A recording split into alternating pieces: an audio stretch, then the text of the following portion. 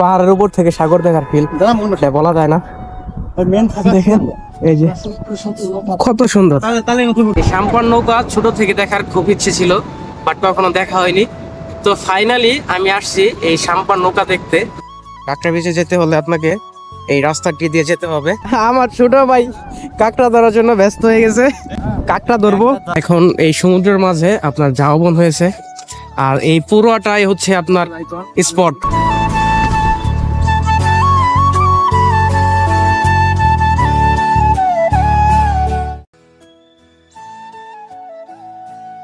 সকালের নাস্তা শেষ করে আমরা ডলফিন মোড় থেকে অটো ভাড়া নেই সারাদিনের জন্য। আপনার 800 টাকা দিয়ে আর 400 200 টাকা সব মিলিয়ে 1000 টাকা। ইনার সাথে আমরা কন্ট্যাক্ট করি, সারাদিনে তাকে 1000 টাকা দেব।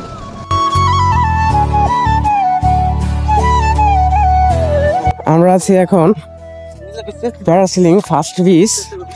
এখান থেকে আপনি প্রথম প্যারাসিলিং বিচ দেখতে পারবেন, এখান থেকেই শুরু। আর এই বিচটি একদম প্রাইভেট বিচের মতো, কারণ মানুষের সংখ্যা খুবই কম। যদি দেখেন আপনি এখানে অনেক সুন্দর ভিউ পাবেন, প্লাস হচ্ছে যে আপনি ভিডিও নিতে পারবেন একদম নিজের মন মতো। আপনার কক্সবাজার আসলে বুঝবেন না যে এক পাশে সমুদ্র আরেক পাশে পাহাড়, এর সৌন্দর্যটা কত সুন্দর। যদি আসেন তাহলে আপনারা বুঝতে পারবেন।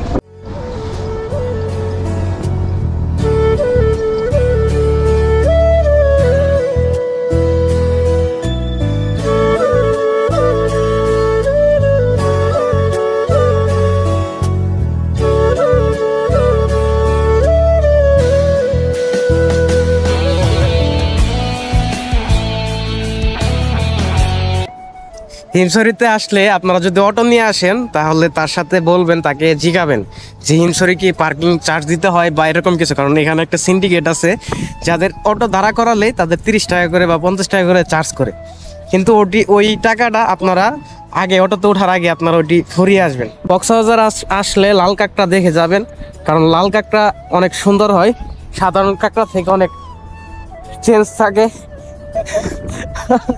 আমার ছোট ভাই কাঁকড়া ধরার জন্য দেখেন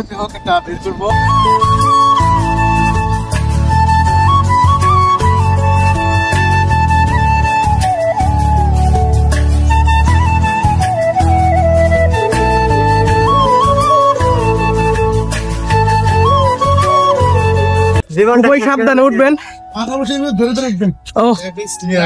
কারণ একবার পিছলিলে আপনি ডিরেক্ট নিচে চলে যাবেন। আমি সীতাকুণ্ডের ফিল নিব দেখে এদিক দিয়ে উঠলাম। আর ভাই কি বলবো, আমার পিছনে সাগরের গর্জন খুবই সুন্দর।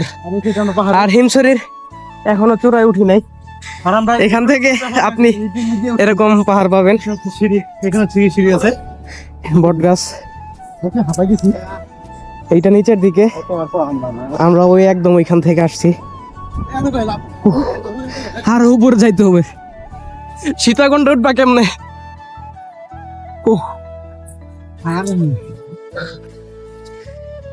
শেষ হিমছড়ি পাহাড়ের একদম চূড়ায় আছে ভাই। পাহাড়ের উপর থেকে সাগর দেখার ফিল বলা যায় না। দেখেন এই যে কত সুন্দর। উপরে উঠতে উঠতে হাঁপিয়ে যান, টেনশন নাই, এখান থেকে ডাব খাইতে পারবেন। এখানে আসলে অবশ্যই পানি নিয়ে আসবেন, পানি ছাড়া আসবেন না।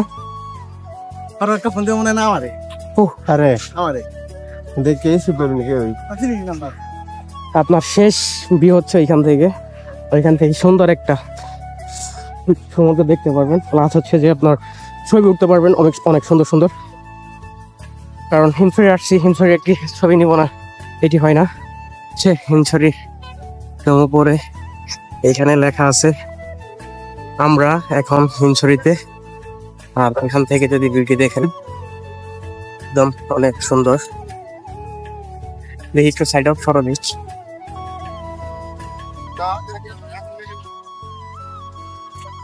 হিমছড়িতে আসলে পিছনে সমুদ্র রেখে ফটোশুট করতে পারবেন, প্লাস হচ্ছে যে আপনি এখান থেকে সমুদ্র খুব সুন্দরভাবে উপভোগ করতে পারবেন।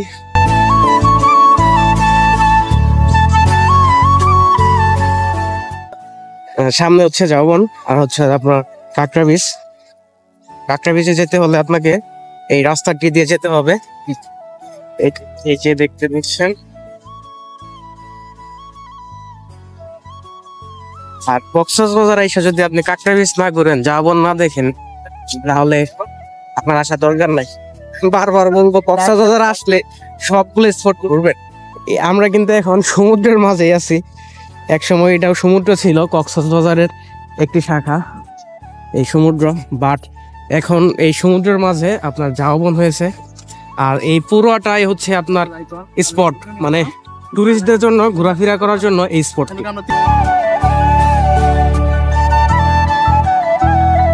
একটু পর পরে বিলবোর্ডে লেখা আছে আপনার ঝাউবনে প্রবেশ নিষেধ, আর লেখা আছে যেখানে সেখানে ময়লা ফেলবেন না, আদেশক্রমে কর্তৃপক্ষ। বাট আমি এখানে দেখতে পাচ্ছি, দেখেন, জনগণ, বাংলাদেশের জনগণের মতো খারাপ আর কোথাও নাই।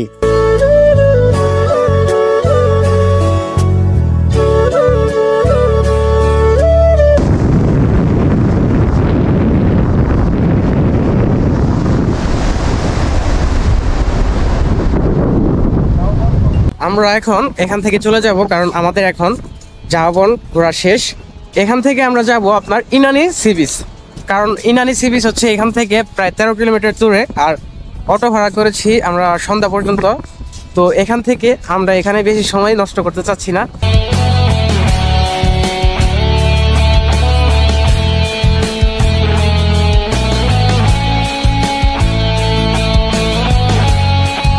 আমরা আছি এখন রিজিওখালী চেকপোস্ট। এখানে অটো ব্যতীত সকল কিছুই চেক করে।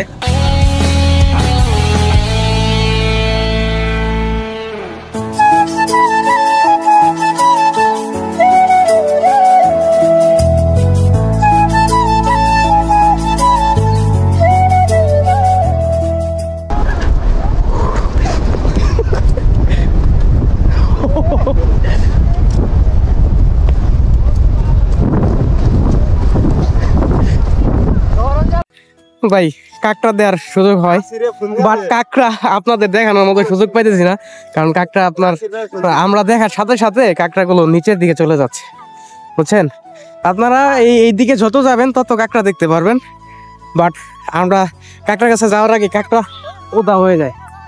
মানে কাঁকড়া অনেক চালাক, যে গর্ত আছে গর্ততে আপনার ঢুকে যায়।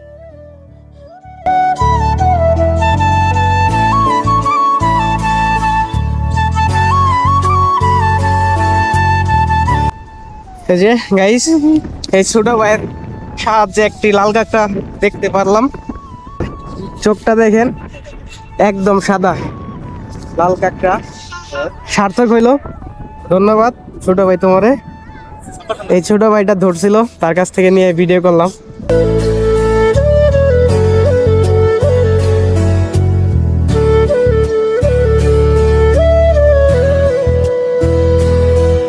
যারা আপনারা সাম্পান নৌকা দেখতে চান এবং কক্সবাজারের সৌন্দর্য উপভোগ করতে চান, তারা কিন্তু কক্সবাজার এসে অবশ্যই ইনানি বিচের এদিকে আসবেন।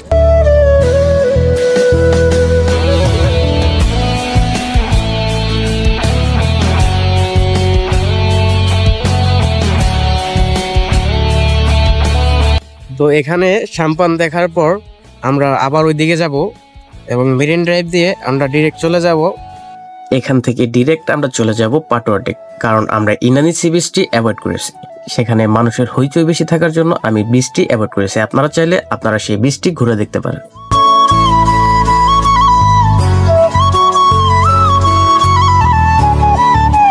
তো পাটোয়া টেক আসার মূল উদ্দেশ্য হচ্ছে পাথর। সেন্ট মার্টিনের পর কক্সবাজারে একমাত্র এখানে আপনি এই কালো পাথরগুলো দেখতে পারবেন, এবং এখানে বসে যদি সূর্যাস্ত দেখেন সেন্ট মার্টিনের কিছুটা ফিল পেতে পারেন। যদি আপনি সমুদ্রে বসে সূর্য ডুবা উপভোগ করতে চান, তাহলে আপনাকে অবশ্যই কক্সবাজার অথবা কুয়াকাটা যেতে হবে।